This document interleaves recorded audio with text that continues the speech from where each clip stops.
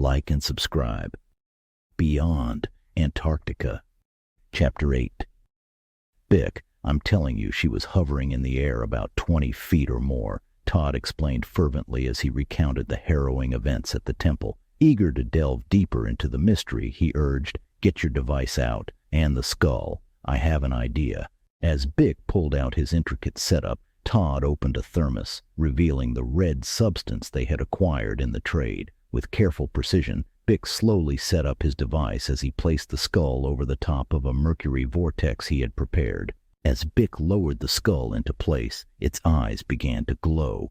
"Start moving it around slowly. Find that sweet spot," Todd suggested, his voice tinged with excitement. As Bick manipulated the skull, the colors in its eyes shifted and an image started to appear. Todd gasped in amazement. "Wow, I think this is some kind of computer. The eyes are the monitor." The rotating magnetic field, combined with a small electrical charge in the air, I think powers it. It's just a guess, but look, it's showing some kind of technical diagram, like blueprints. Bick, his interest piqued by the unfolding discovery, mused aloud. "I wonder if it's a depository of knowledge, a library, if you will.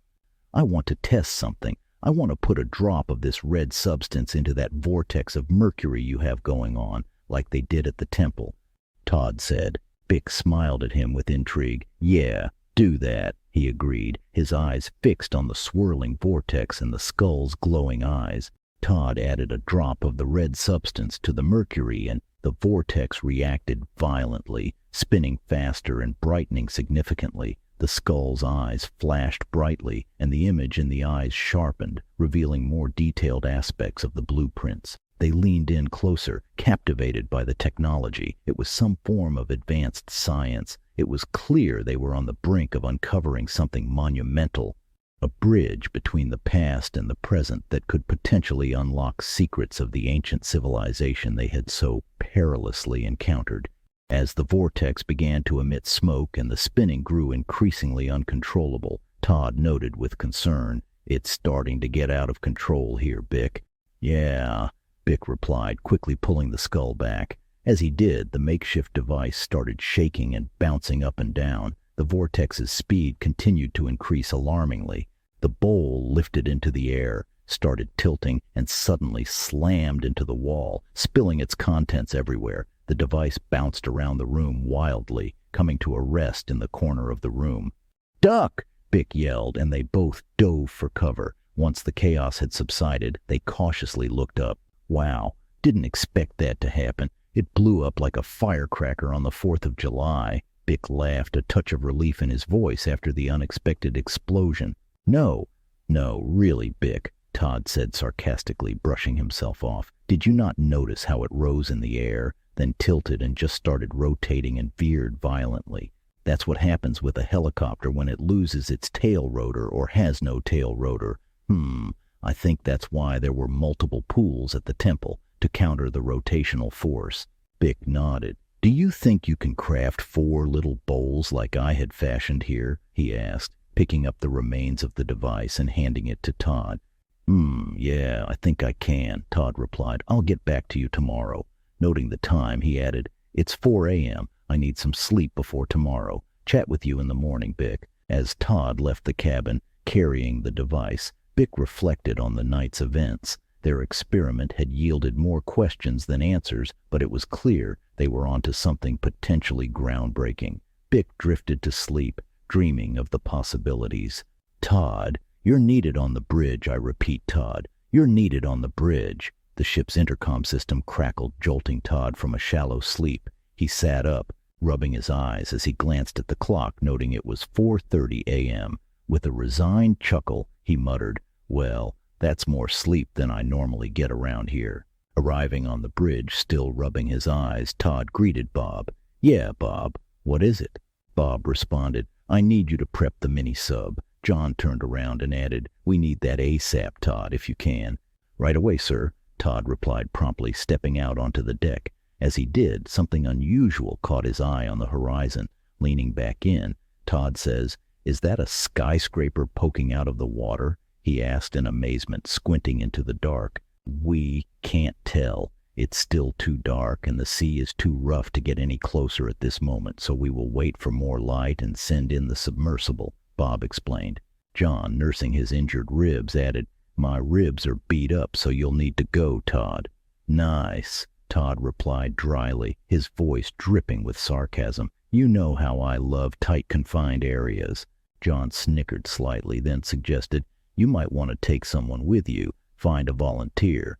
Just then Kim walked in, carrying a tray of food. Hey, Bob, I have your breakfast. Double heapings, she announced cheerfully, placing the food down and carrying a hot cup of coffee to her father. Sorry, Todd. Didn't know you were on deck. I'll be back with some coffee for you.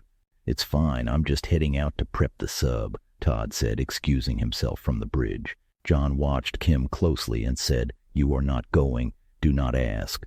Kim smirked. I learned my lesson, Dad. I don't know what I don't know, and what I don't know is vast. I need to rely on those around me with more wisdom and experience in some fields, so I don't place everyone else at risk. This is a team. I get it now. We each have our role to play. John looked up from his coffee, meeting her gaze directly. I thought that wasn't for breakfast, love, he remarked, taking another sip of his coffee. Kim's smile broadened, her eyes twinkling. It's not, but you haven't been to bed yet, so it's not technically breakfast, she retorted playfully. She added, I'll be in my quarters if you need me, Dad, before gracefully exiting the room, leaving John to ponder the growth he'd just witnessed in his daughter. As Kim departed, John took a moment to reflect on the dynamics of their expedition team. Each member had indeed become indispensable, not just in their professional capacity, but also in their ability to adapt and learn from each other. Kim's evolution from a headstrong youth to a more thoughtful and considerate member of the team was a testament to the challenges they had faced together and the lessons they had all learned along the way. John finished his coffee, his thoughts already shifting back to the task at hand. The distinct sound of knocking echoed through the cabin, followed by the creak of a door opening. Bick peered out, his eyes still clouded with sleep. What is it? He asked, somewhat irritably. How's the life of a sailor treating you, Bick? Todd greeted him with a slight grin. Bick leaned back, checking the time. 5:30 a.m., really, Todd, he grumbled. The captain said I could take the mini-sub out for a spin, Todd explained, his voice carrying a hint of excitement. Thought you, of all people, would appreciate getting out and having some fun, but if you'd rather sleep, I'll go see what Tony is doing. Bick rubbing his eyes some more. Mini-sub? Give me a minute to splash some water on my face. I'll meet you at the sub. Todd nodded and moved on, leaving Bick to ready himself. The prospect of piloting the mini-sub stirred a sense of excitement in Bick. It wasn't every day one got to navigate such a piece of advanced machinery.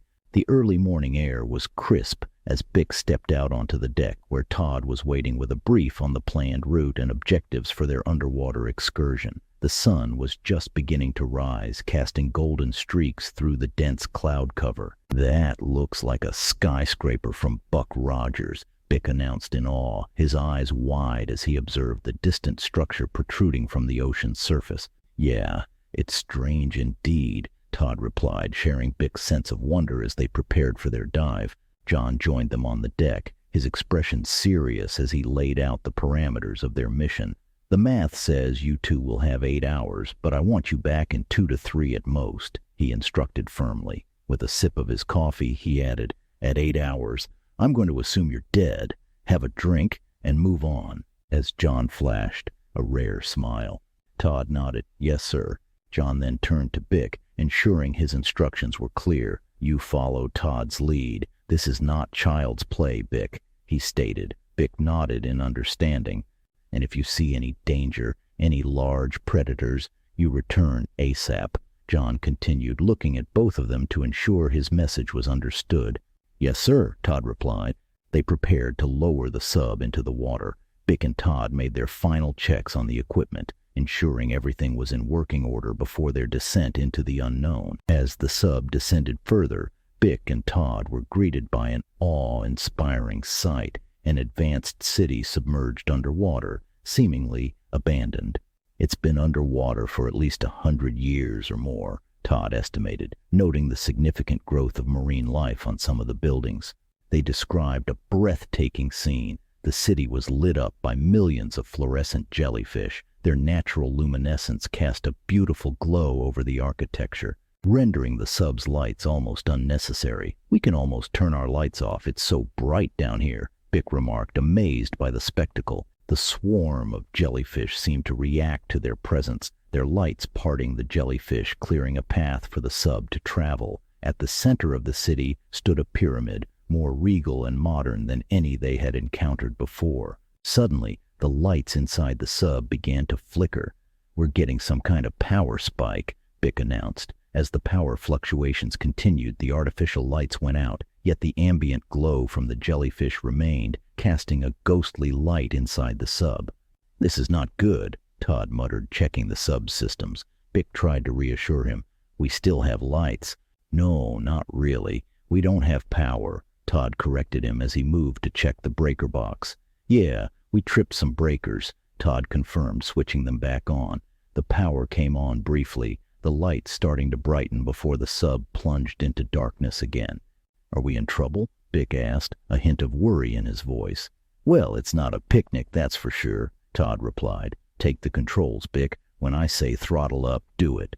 Bick nodded, ready at the controls. "Now, Bick." Todd held the breaker down as Bick throttled up. The lights got bright, the breaker box beginning to smoke. "Ouch, that's hot," Todd exclaimed as he hastily let go. The breaker tripped again. They waited for it to cool down before trying once more. This time, it seemed to work. They surfaced, the ship appearing about 400 yards away or so. After being lifted aboard the Celeb Mariner, Bick and Todd quickly filled John in on their remarkable discoveries. They described the underwater city, a mysterious metropolis illuminated by nature itself. The city, with its advanced architectural features and a central modern pyramid, hinted at a past civilization far more technologically advanced than they had initially presumed. With great enthusiasm, Bick and Todd showed John the photos they had taken during their expedition. The images captured the ghostly beauty of the city, with its buildings encrusted in marine growth. Each picture seemed to tell a story of a long-lost world, waiting to be rediscovered. Intrigued, John leaned over, looking at the images. "This is incredible," he murmured, tracing the outlines of the structures with a finger. "We need to go back," Bick suggested.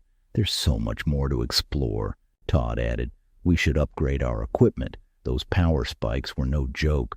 John considered their options. "We need to study these photos, see if we can't decipher some of the symbols we've seen, especially around that pyramid." "That pyramid looks modern in design," he noted, just as Kim walked into the room. "Hey, Kim, take a look at these hieroglyphics on this pyramid," John called out to her. Kim leaned in to examine the screen, swiping through the images, stopping at one that showcased a massive sculpture. "This thing looks like a sculpture of a soldier," Todd commented. "It was huge, at least 30 feet. I did a good spin around it." "Look at the base," Kim said, zooming in on the part of the image that caught her eye. The others leaned in closer. "That's the same symbols that were on the obelisk maps," she observed, swiping to the picture for comparison for others to see. "Interesting," John murmured, his interest piqued by the connection. Kim continued, focusing on a giant staff of gold that the statue was holding. "Look at the engraving," she pointed out. Bick chimed in. "That's a lot of gold." Kim added, "That's not as easy to read. It will take time to decipher if I can at all." John nodded in understanding. "Take all the time you need, hun." As the discussion continued, the images from the deep-sea city began to form a more coherent narrative. The connection between the modern-looking pyramid and the ancient obelisk maps suggested a continuity or resurgence of cultural and technological prowess that had spanned ages. And as they discussed further, their conversation filled with technical jargon and speculative theories, the underwater city was not just a discovery, it was a puzzle that they were determined to solve. This is not goodbye, nor the end. Until the story continues, my friends. B.N.Rocker.